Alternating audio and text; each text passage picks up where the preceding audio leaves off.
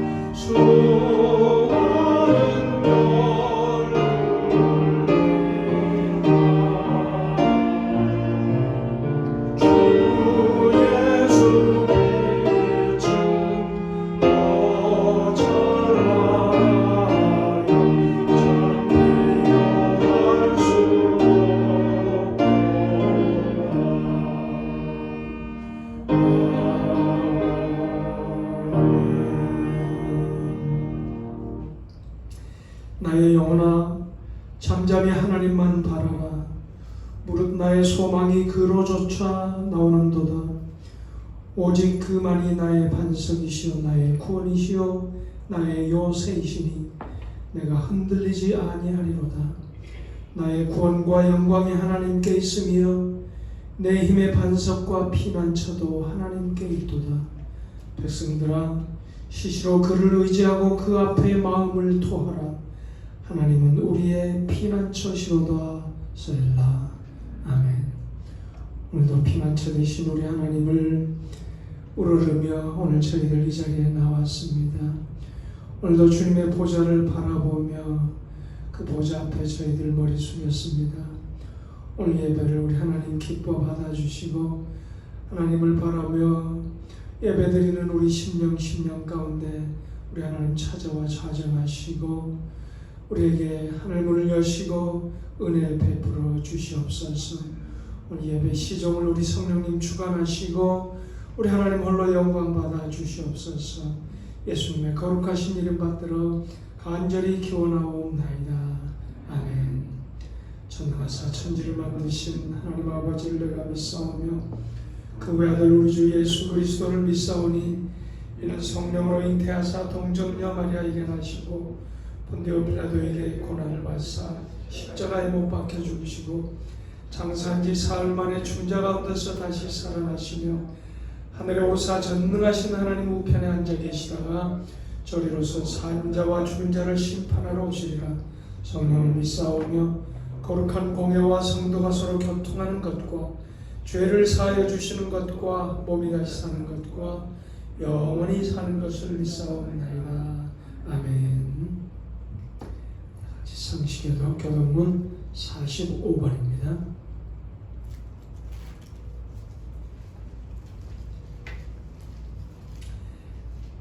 내 영혼아 여호와를 송축하라. 내 영혼아 여호와를 송축하며 그의 모든 은택을 잊지 말지어다.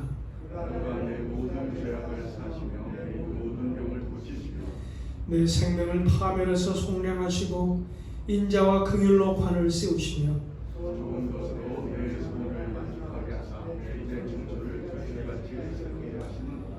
여호와는 긍휼이 많으시고 은혜로우시며 노하기를 더디하시고 인자하심이 풍부하시도다.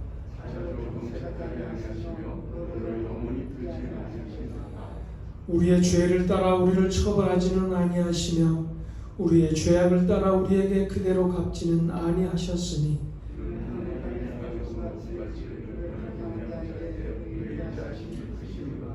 동이 서에서 먼 것 같이 우리의 죄과를 우리에게서 멀리 옮기셨으며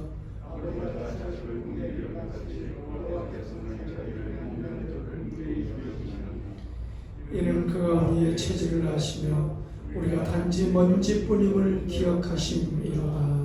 아멘. 그래서 우리 항상 앉으셔서 기도하실 때 또 지난 주간 우리 하나님 앞에 우리의 삶을 고백하고 또 새롭게 시작되는 한 주간 참으로 말씀 안에서 믿음 안에서 승리하고 주님을 닮아가는 그런 삶을 위해서 기도하고 특별히 코로나 바이러스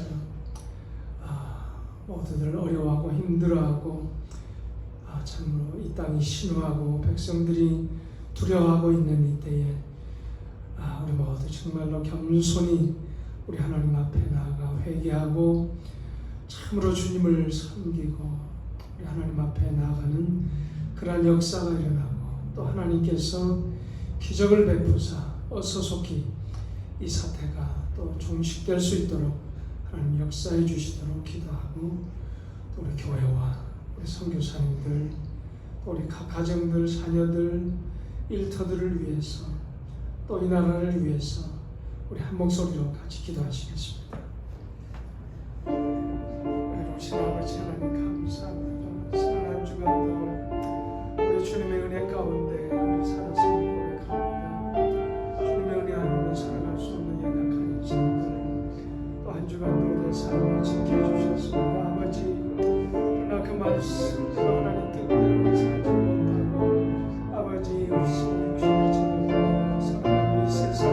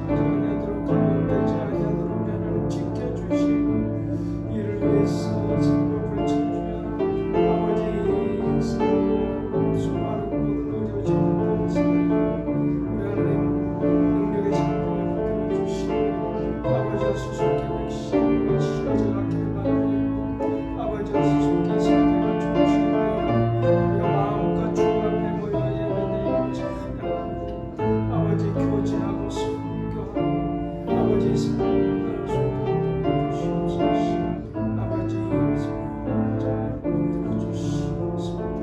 아버지 성령을 들어주시옵소서.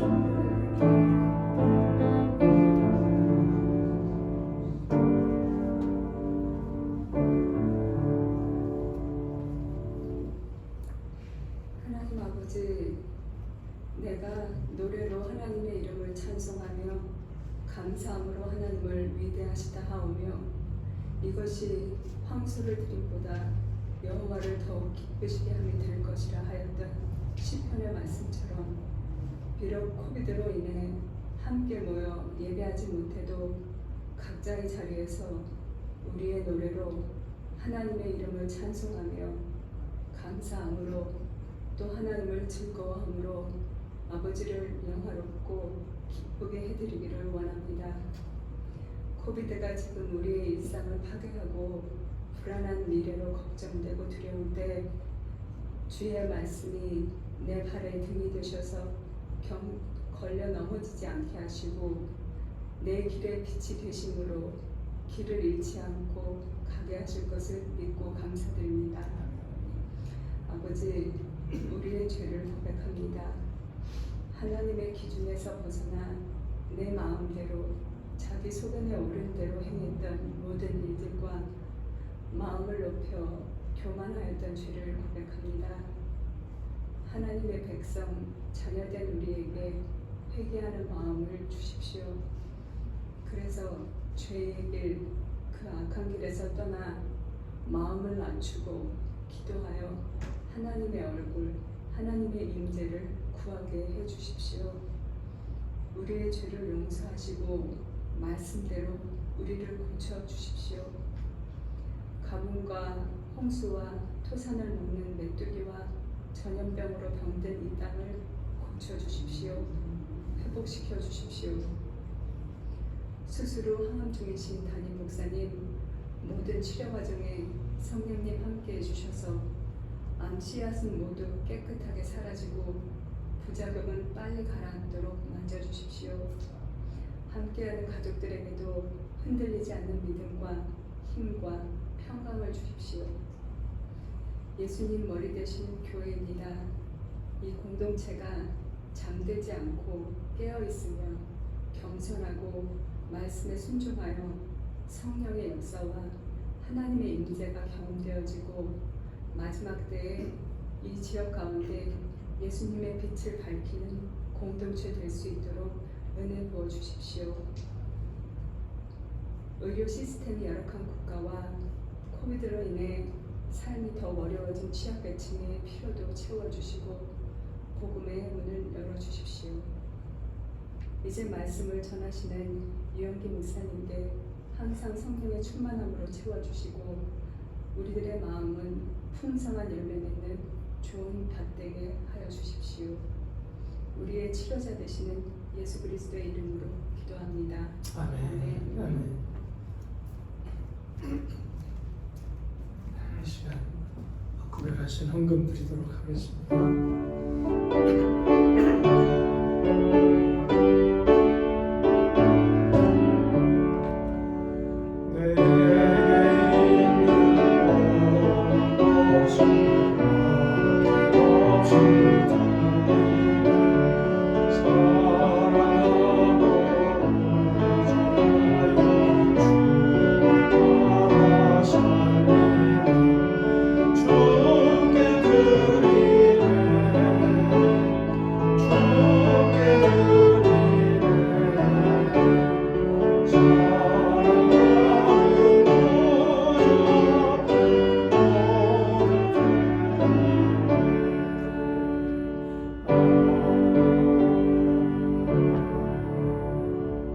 아버지 하나님, 참으로 모두들 힘들어하고 참으로 어려운 이때에도 우리 하나님 우리를 또 먹여주시고 입혀주시고 우리의 모든 쓸 것을 넉넉히 공급해 주시는 우리 아버지 하나님의 사랑 감사 찬양드립니다. 아버지, 그 은혜 기억하며 오늘 시간 또 귀한 예물을 구별하여 드리오니 우리 하나님 기뻐 받아주시고, 드리는 손길 가정 심령 또 일터마다 우리 하나님 하늘문을 여시고 신령한 은혜들로 채워주시고, 이 땅에 살아가는 동안 우리의 모든 피로를 또 풍성히 채워주시고, 또 나누고 베풀고 꾸어주는 복된 삶으로 인도해 주시기를 간절히 원합니다. 예물이 쓰이는 곳곳마다 우리 하나님의 영광이 또 높이 드러나며 우리 주님의 사랑이 널리 전파되고 주의 몸된 교회가 든든히 세워지며 우리 하나님의 나라가 날로 확장되는 일에 귀하게 사용될 수 있도록 우리 하나님 역사해 주시옵소서. 믿음으로 또 드리며 간구하고 기도하는 그 모든 기도들을 우리 하나님 또 들어주심으로 가정에 귀한 아름다운 간증이 있게 해주시기를 간절히 바라옵고 예수님의 이름으로 간절히 기도드리옵나이다. 아멘.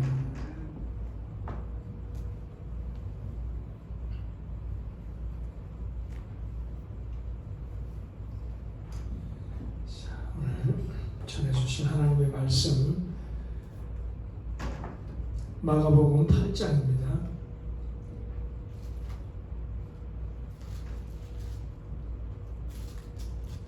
마가복음 8장 22절로 26절까지 우리 한 목소리로 다 같이 봉독하십시다. 벳세다의 이름에 사람들이 맹인 한 사람을 데리고 예수께 나와 손 대시기를 구하거늘 예수께서 맹인의 손을 붙잡으시고 마을 밖으로 데리고 나가사 눈에 침을 뱉으시며 그에게 안수하시고 무엇이 보이느냐 물으시니 쳐다보며 이르시되 사람들이 보이나이다. 나무 같은 것들이 걸어가는 것을 보나이다 하거늘 이에 그 눈에 다시 안수하시매 그가 주목하여 보더니 나아서 모든 것을 밝히 보는지라.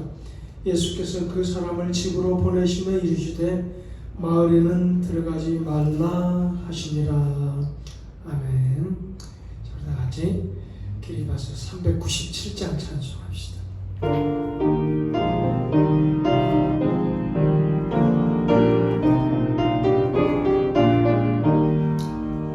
주 사랑 안에서 두려움 없으며 그 사랑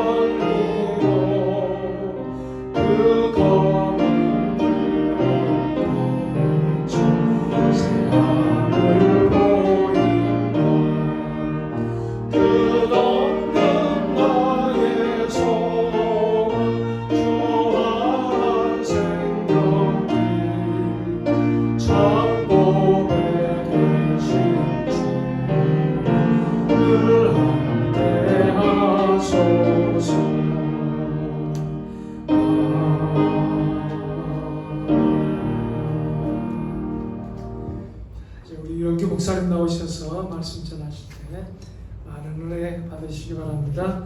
다시 한번 우리 박수로 환영하십시다.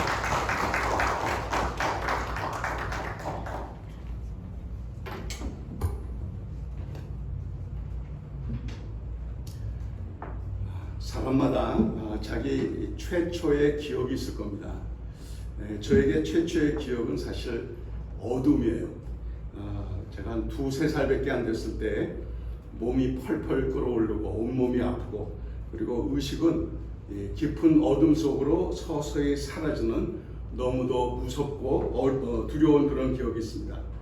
지금 제가 건강한 편이지만 어릴 때는 저희 누님들이 저에게 병원문이 닫아도록이라고 별명을 붙여줬어요. 장손 집안에 딸만 넷이 낳다가 저를 이제 장손으로 낳아가지고 너무 애지중지한 탓인지 그만 많이 아팠습니다. 그런데 그 최초의 기억, 어두운 그 최초의 기억에 겹치는 장면이 있습니다. 내가 막 이렇게 의식이 가물가물하면서 꺼져가는 순간 무언가 내 얼굴에 툭툭 뜨거운 것이 떨어지면 정신이 좀 들어요. 그래서 눈을 뜨고 보면 저희 할머니가 저를 품에 안고 내 머리에 손을 얹고 기도하시는데 그 뜨거운 눈물이 제 얼굴에 툭툭 떨어지는 겁니다. 그러면 기분이 이렇게 좋아지고 뭔가 이제 산뜻해지고 다시 의식이 돌아오는 그런 경험이었습니다. 자, 이 장면을 제가 늘 기억하고 있지는 못했던 것 같아요.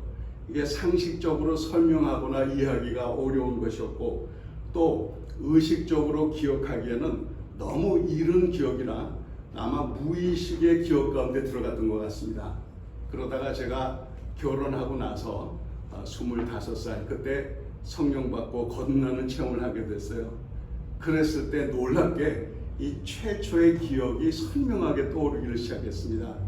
그러면서 하나님께서 저에게 주시는 깨달음이, 하나님은 내가 태어나기 전부터 그리고 태어나서 그 위로 쭉, 비록 내가 이 신앙이 없어서 교회는 다녔지만 주님을 바로 섬기지 못할 그때도 나와 같이 함께 계셨다라는 것을 깨닫고요. 또 우리 할머니의 그 기도하는 모습을 통해서 거듭나게 되니까 하나님은 치료하시는 하나님이다, 고치시는 하나님이다. 이게 아주 뼛속까지 각인이 됐던 것 같아요.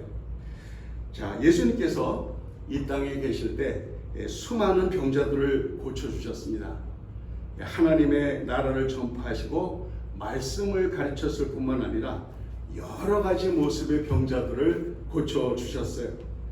이 신유는 바로 예수님 병 고침은 하나님이 어떤 분인지를 잘 보여주고 있습니다. 먼저 이 신유의 역사는 예수님의 능력을 나타내주고 있어요. 죄의 결과로 이 세상은 마귀가 지배하게 되었죠.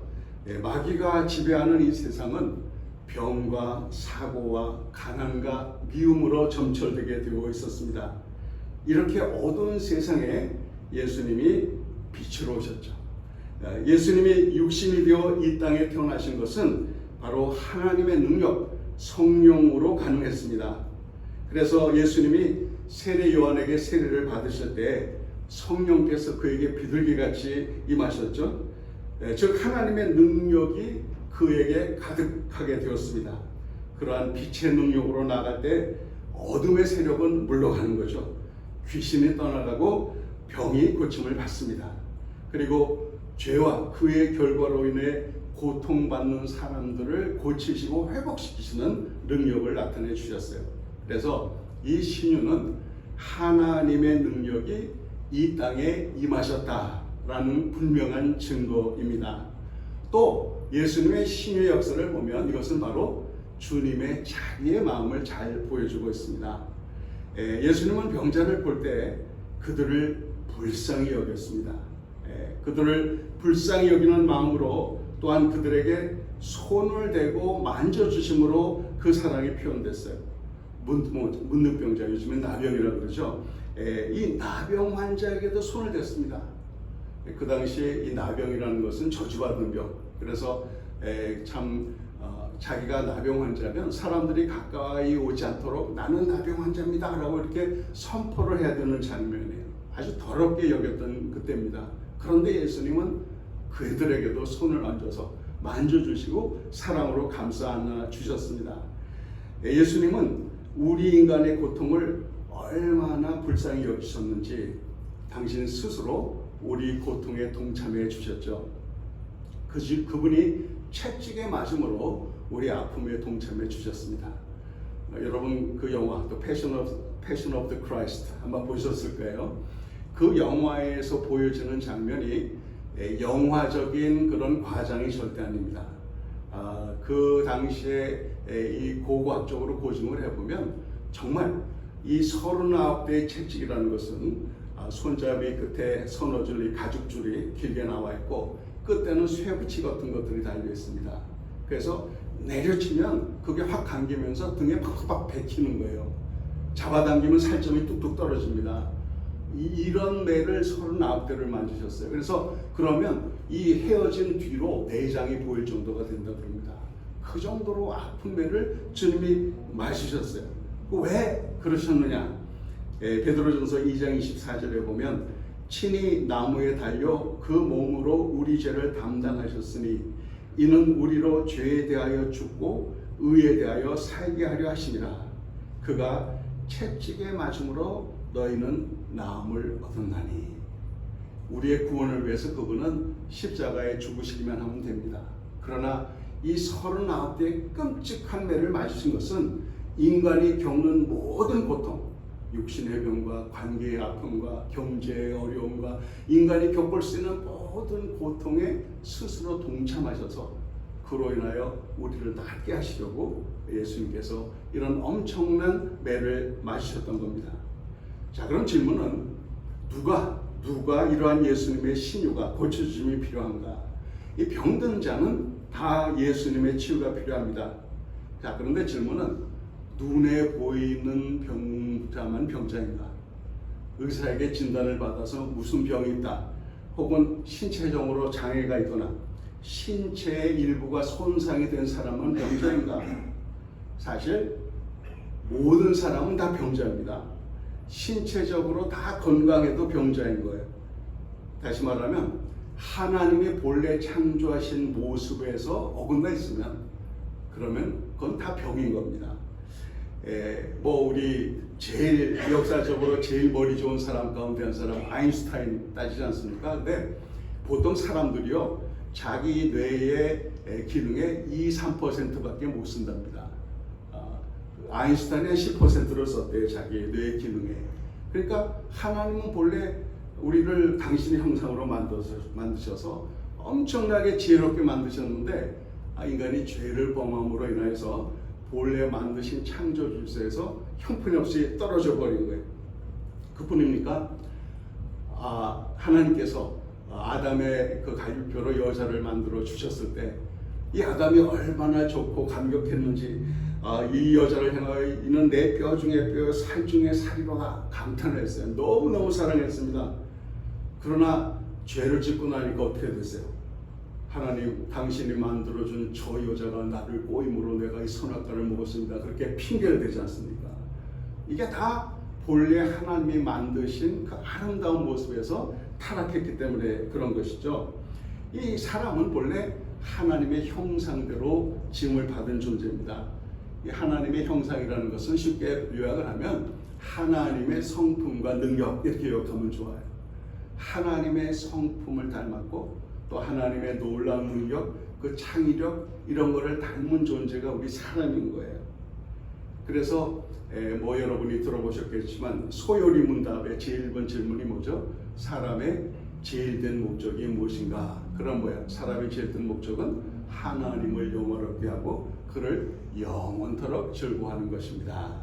그러니까 본래 하나님이 우리를 하나님 형상으로 만들세는 하나님과의 긴밀한 교제 가운데 우리가 하나님의 성품을 닮았죠. 하나님의 능력을 닮았기 때문에 거기 막히지 않는 교제 가운데 정말 아름다운 모습으로 하나님의 역사에 동참하는 그런 존재였는데 그만 죄를 짐으로 인하여서 하나님의 형상에서 형편없이 떨어져 버렸어요. 타락해 버렸어요. 그래서 이런 하나님의 형상에서 타락하고 이그러진 모든 사람은 하나님의 치료와 회복이 필요한 것입니다. 자, 우리가 살면서 여러 가지 어려움을, 위기를 닥치게 되는데요. 위기를 닥치게 되면 보통 두 가지 반응이 나옵니다. 이게 이제 심리학적인 용어인데요. 그러니까 flight or fight, 도망가거나 대적해서 싸우거나 이 둘 중에 반응이 나와요. 정말 어려운 위기를 당하게 되면. 자, 근데 이게 뭐 자기가 능력이 많다고 뭐 잘하는 게 많다고 꼭 맞서 싸우는 건 아니에요. 도망칠 때도 많습니다.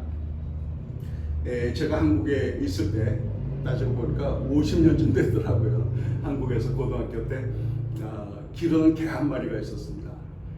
미군 부대에 이제 군견이죠. 군견을 훈련하는 먼칠적벌 되는 분이 있어가지고 그 저먼 셰퍼드, 그 당시는 셋바도 그랬죠. 하여튼 그거를 하나 얻었어요.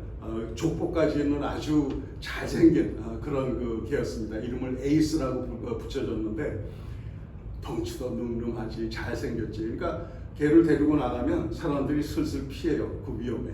그러니까 주인으로서는 너무 기분 좋은 거예요. 데리고 나가면. 그래 이제 하루는 데리고, 그때 저희가 이제 안암동 살았는데 그 고대 그 뒷산 쪽입니다. 거기 이제 사람들이 개를 데리고 와서 놀게 하는 그 언덕이 있었어요. 그래서 이제 거기 데리고 갔는데 아주 뻐기는 마음으로 늠름한 우리 에이스를 데리고 착 갔습니다. 그래 그 언덕에 잠깐 서 있는데 갑자기 어디서 요만한 개가, 조그만 치와와가 막 뛰어나온 거예요. 그러더니 하고 짖어대니까 그만 우리 에이스가 다리 사이에 꼬리를 딱 감추더니 도망가는 거예요. 얼마나 창피하든지. 그 다음부터 절대 거기 안 갔습니다. 그러니까 그건 뭐 정말 한입감도 안 될 건데 그렇게 도망을 가더라고요. 그래서 사람이 위기를 닥치면 이렇게 그것에 대적해서 싸우는 경우도 있고 최선을 다해서 싸우는 경우도 있고 아니면 도망가는 경우도 있는데 이 병든 자가 그것을 다루는 자세도 이렇게 두 가지로 나눠집니다. 이 적극적으로 치료를 구하는 그런 경우가 있어요. 이제 같은 마가복음 앞쪽 1장 40절 42절을 보면 나병 환자가 예수님께 만져주심을 바라고 나오는 장면이 나옵니다. 아까도 말씀드렸지만 굉장히 저주받은 병으로 생각해서 사람들을 피했어요. 그런데 이 사람은, 이 나병 환자는 예수님이 고치시는 분이다라는 소문을 듣고는 그 앞에 적극적으로 나갔습니다. 자기 사정, 그 당시 어떤 문화, 사람들이 어떻게 보느냐 상관 안 했어요. 낫겠다는 일념으로 예수님께 그냥 달려 나갔던 겁니다. 또 마가복음 5장에 보면 혈류증으로 오랫동안 고통받던 여인, 예수님이 지나갈 때 그 옷가에 손을 대기만 해도 나으리라. 믿음을 얻고는 주님께 다가서서 옷가에 손을 대지 않습니까? 그렇게 적극적으로 자기의 어려움, 아픔, 위기를 주님께 나옴으로 해결받고자 하는 그런 사람들이 있어요. 그러나 반대로 자기의 병드는 것에 절망하여서 일상과 사람들을 피하여 숨는 경우가 있습니다. 대개 이제 사람이 보통 건강하다가 병이 들면 굉장히 좌절하게 되는 경우가 있습니다.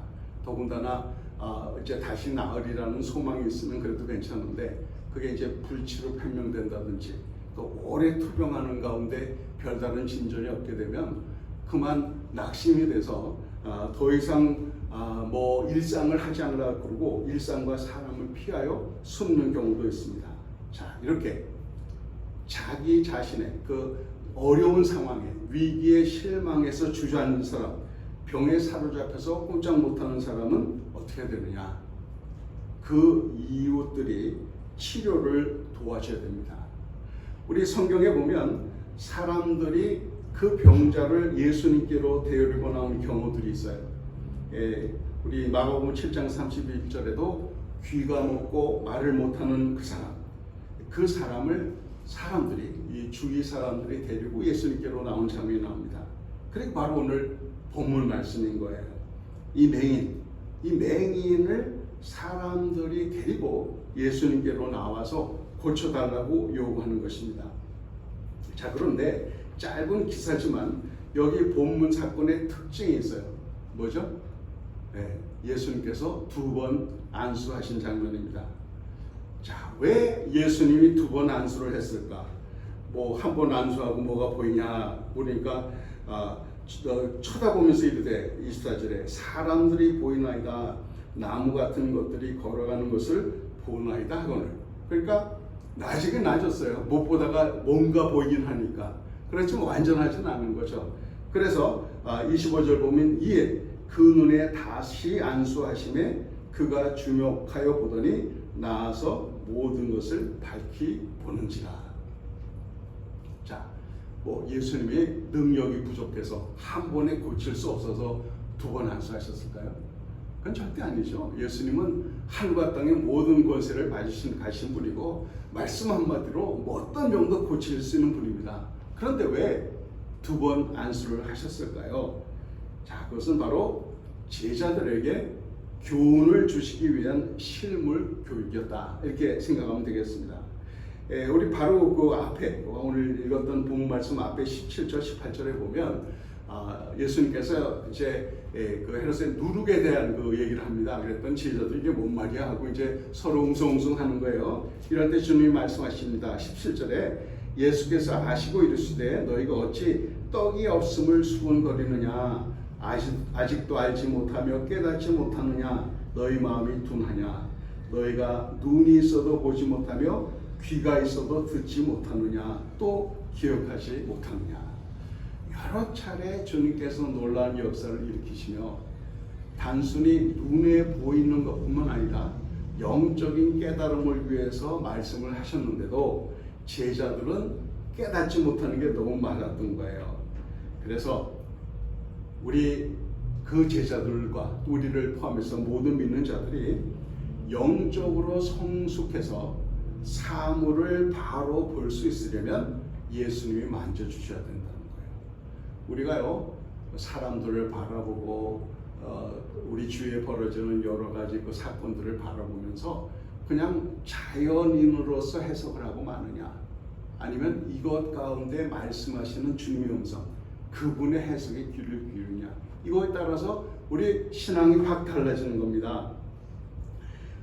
정말 우리가 세상 모든 것을 그저 내가 살아온 지식으로 그런 상식적인 수준에서 그냥 물질적인 이런 물리적인 관점에서만 바라볼 것인가, 아니면 주님의 눈으로 바라볼 것인가. 이 주님의 눈으로 영적으로 깨달으려고 하면 주님이 다시 만져주셔야 한다는 거예요. 그래서 또 여기 이제 보면 이 두 번 안수하신 이유는 우리도 주님이 하신 것처럼, 그리고 우리의 명령하신 것처럼 믿는 자의 이런 표적이 따르니 저들이 병든 자에게 손을 주는 나으리라. 물론 믿고 구해서 놀라운 역사가 일어날 때도 있어요. 근데 어떨 때는 별 차이가 없을 때도 있거든요. 근데 한번 기도하고 무슨 뭐 나타나는 현상이 없다고 해서 실망하지 말라는 거예요. 또다시 기도해 주라는 겁니다. 사실 우리가 예수를 믿으면 곧 성숙하는 게 아니죠. 영적으로 바로 보지 못할 경우가 많습니다. 그럴 때마다 주님이 우리를 다시 만져주셔야 우리가 바로 볼 수가 있죠. 그래요. 우리가 믿음으로 바로 살기 위해서는 예수님께서 끊임없이 저희를 만져주셔야 됩니다. 우리의 믿음은 이 세상 사는 동안 완성되지 못해요. 예수님이 재림하실 때가 되어야 그때 가서 흠도 점도 없는 아름다운 하나님의 형상을 회복하게 될 것입니다. 그러면 그때 이르기 전에, 그때 이르기까지 우리에게 주어진 이 땅에서의 삶을 어떻게 살아야 하느냐, 질문은 바로 그것이죠. 우리 매일 믿음으로 예수님께서 다시 나를 만져주시기를 구해야 할 것입니다. 믿음으로 계속적으로 그분의 손길을 의지하면 우리는 그분의 치료하시고 회복하는 능력을 더욱더 깊이 체험하게 됩니다. 우리가 살아가면서 그저 일반적인 수준, 보통 세상의 도덕적인 기준으로 대충 만족하고 사는 경우가 참 많은 것 같아요. 난 그래도 사기 안 친다. 난 누구에게 못되게 그러지 않았다. 뭐 그래가지고 한 착실한 시민으로 열심히 살면 나는 괜찮은 사람이지 자부하면서 별 위기의식 없이 살아갈 때가 있습니다. 그러나 사실 우리가 추구해야 할 것은 세상의 사람보다 좀 더 나은 윤리적 생활이 아니죠. 우리가 정말 추구해야 할 것은 그리스도의 장성한 분량에 이르는 것. 그렇죠? 주님을 닮아가는 것, 하나님의 본래 만드신 하나님 형상을 회복하는 것이 우리의 목표입니다. 그러니까 사실 우리에게 있어서 본받을 만한 그리스도인의 상이 따로 있지 않아요. 우리에게는 오로지 그리스도만이 계십니다. 그러니까 그리스도라는 그 기준에서 놓고 보면 내가 어때요? 형편없죠. 말도 안 되게 형편없죠. 자, 이럴 때 뭐 다들 뭐 그러고 살아가는데 뭐 하고 그냥 대충 만족하고 타협할 것인가? 아니면 주님의 명령이 그렇기 때문에 내가 끊임없이 예수님을 닮으려고 그 믿음의 장성한 분량에 이르려고 애를 씁니다. 그런데 사실 내가 주님을 기준으로 놓고 보면 볼수록 자신의 연약함이 형편없음이 더욱 확실하게 드러나죠. 그런데 그럴 때마다 우리가 기억해야 할 것은 우리 주님이 우리를 구원하실 때 그거 모르고 구원하신 것 아니에요. 야, 쟤는 소망이 없구나. 그렇죠. 인간에게 소망이 없어요. 그래서 우리 주님이 저의 소망이 되시지 않습니까? 그래서 예수 믿음으로 깨어졌던 하나님 관계가 회복되고 이제 그것이 시작되어서 매일매일 주님을 닮아가는 그 과정이 있지 않습니까?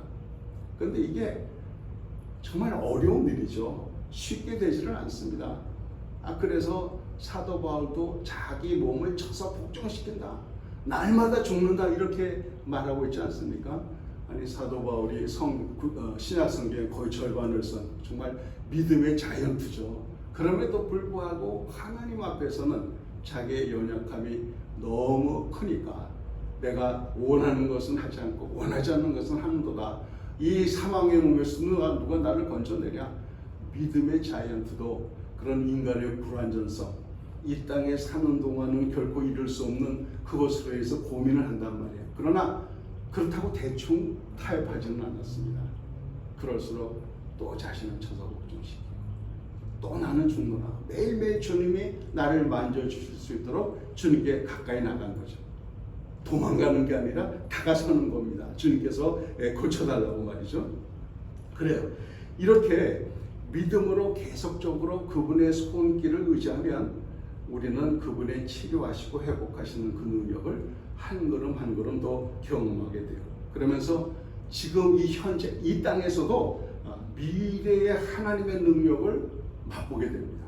100%는 아니더라도 내가 인간이 연약하여서 할 수 없는 그것은 하나님은 하시나니 하는 이것을 실제로 경험하게 되는 거예요. 그러면서 우리는 이 시간과 공간을 초월하시는 하나님을 좀 더 깊이 경험하게 되면서 한 걸음 한 걸음도 주님을 닮아가게 되는 것이죠.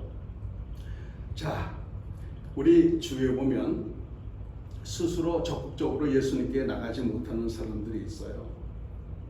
뭐 여러 가지 이유가 있겠죠. 스스로 자기의 그야말로 못된 구석 때문에 어떻게 해보려고 애를 쓰다가 안 되니까 일단 안 되는 것보다 주저하는 경우도 있고, 또 다른 사람 의지하고 열심히 신앙생활 하다가 그 사람이 이런저런 이유로 실망을 주면 믿어봐야 소용없다. 하여튼 여러 가지 이유로 주저앉는 그런 사람들이 있습니다. 적극적으로 주님께 나가지 못해요. 이럴 때 그 예수님의 만져주시고 또 만져주시고 능력과 자비로 우리를 새롭게 하시는 것을 믿는 그 사람들이 그를 이끌고 함께 주님 앞으로 가야 된다는 거예요. 저와 여러분이 바로 예수님의 자비와 긍휼의 통로가 되어야 한다는 겁니다. 사실 복음의 핵심이 뭡니까? 십자가의 도가 뭐예요? 용서와 사랑이죠. 주님이 죄인인 죄를 용서하시고 우리 대신 정말 그 모든 징벌을 받음으로 우리를 향한 사랑을 확증해 주셨습니다. 우리가 아직 죄인 됐을 때 그분이 대신 십자가의 죽음으로 우리를 향한 사랑을 확증해 주셨어요. 그러니까 십자가에도 복음의 핵심은 용서와 사랑이라는 말이죠. 그러면 그 주님의 용서에 제한이 없지 않습니까? 우리가 아무리 잘못한 일이 많다고 할지라도 엄청난 죄악을 저질렀다고 할지라도 깨닫고 주님 앞에 자복하면 나가면 주님은 얼마든지 용서해 주세요. 우리는 이 망각의 능력이 없지만 예수님은 망각하세요. 그러니까 내가 하나님 앞에 그래서 저 잘못했습니다 그러면 용서하시고 기억도 안 하세요. 근데 그 다음에 내가 또 똑같은 죄를 지었어요. 이거 미치는 거죠. 이제 그렇게 되면 내가 이거 다시는 안 하겠습니다. 정말 말씀대로 살아보겠습니다 했다가 또 넘어지니까. 그래서 하나님 앞에 나가서 하나님 제가 또 이런 죄를 지었습니다. 그럼 하나님 뭐라 그러실 것 같아요? 또라니 언제? 기억도 안 하시니까. 뭐 좀 회화적으로 말씀드렸습니다만 이건 뭔가 하면 주님은 우리를 용서하시는 일에 결코 지치지 않는다는 거예요. 이게 십자가의 도입니다. 그렇다면 우리가 그리스도의 손과 발이 되고 그분의 심장이 되어서 이웃을 섬긴다고 하면서 주님의 그 모습을 대변하지 못하고 내 마음대로 판단하고 한두 번 용서해주고 안 되면 저거 무슬럼 가로 X표 치고 이게 되겠느냐. 정말 우리가 주님의 사랑과 그 능력을 믿는다고 한다면 저와 여러분이 주님의 모습을 닮아서 그분의 자비와 용서, 긍휼의 통로가 되어야 한다는 것이죠. 예, 그렇습니다. 우리 주님은 결코 지치지도 않으시고 역정내지도 않으시고 그냥 우리를 안아주시고 또 만져주시고 또 용서해 주시는 것 아닙니까?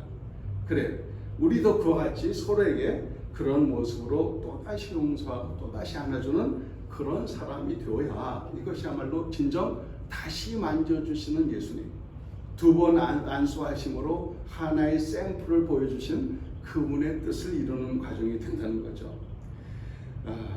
이 사람들이, 우리 이웃들이 자신의 절망 가운데 맹인이 되어서 하나님의 사랑과 진리를 보지 못할 때가 있어요. 이럴 때 그분의 사랑이 무엇인지, 그분의 다시 만져주심이 무엇인지를 분명히 아는 사람들이 그를 안고 이끌고 함께 주님께로 나가야 됩니다.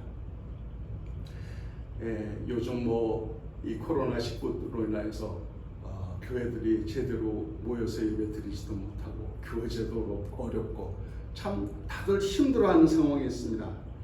그렇지만 이 가운데서라도 우리가 도와 서로 함께 예수님께로 나아갈 수 있는 구체적인 방법을 모색하면 방법이 있을 거예요. 그죠? 요즘에 테크놀로지가 많이 발달해서 이렇게 화상으로 통화할 수도 있고 여러 가지 방법이 있지 않습니까? 그래서 우리가 그렇게 서로 이끌어서 예수님의 사랑에 기대고 그분께 나아가면 그분은 결코 거절하지 않으시고 우리를 다시 만져주시고 다시 새롭게 해주시고 다시 치료해 주시는 놀라운 능력을 나타내 주실 것입니다. 우리 베이커스필드 사랑의 교회 모든 성도 여러분, 하나님은 저와 여러분을 하나님의 그 원대한 사랑, 지치지 않는 사랑, 다시 만져주는 사랑의 통로로 저와 여러분을 사용하시기를 원하십니다. 우리 주님이 우리를 다시 만져주신 것처럼 서로 사랑으로 용납하고 몇 번이라도 다시 안아주는 그런 저와 여러분이 되시기를 바랍니다.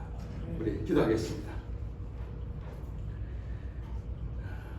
은혜 아버지 감사합니다. 저희들이 얼마나 큰 은혜를 받고 오늘도 얼마나 큰 하나님의 돌보심을 받고 살아가는지요. 비록 세상이 이 코로나19로 인하여서 참 어지럽고 한 치 앞을 알지 못하는 상황이라고 할지라도 우리를 향하신 하나님의 사랑은 변함이 없고 오늘도 저희를 안고 또다시 만져주시는 우리 하나님이죠. 제가 분명히 믿습니다. 이렇게 두 번, 세 번 결코 지치지 않고 우리를 만져주시는 하나님을 저희가 매일매일 경험한 대로 또한 우리 주님의 손과 발이 되어서 서로 그렇게 껴안고 서로 그렇게 용서하고 서로 사랑으로 섬기는 저희들이 다 될 수 있도록 도와주시고 이게 상황이 어려우면 어려울수록 또 구체적으로 그렇게 하나님의 사랑과 은혜의 통로가 될 수 있도록 참 우리 자신을 드리는 길을 모색하고 그런 귀한 길 열어주셔서 우리가 함께 주님의 그 형상을 회복해 나가는 은혜가 저들 가운데 충만케 하여 주시옵소서.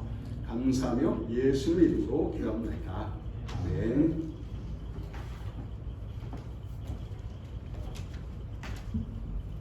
감사합니다.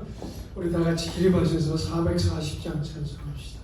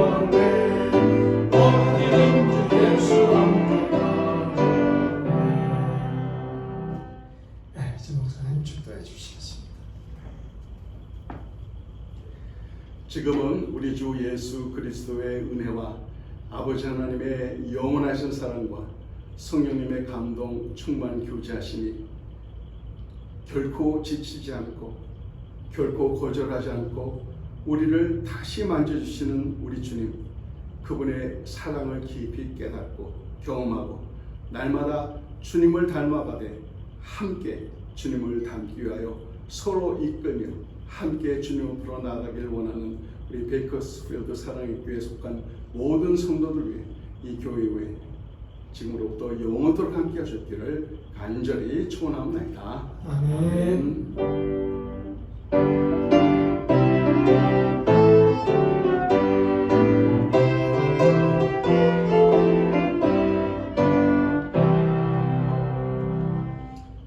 감사합니다.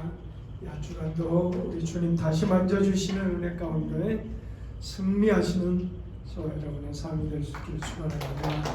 수고하셨습니다.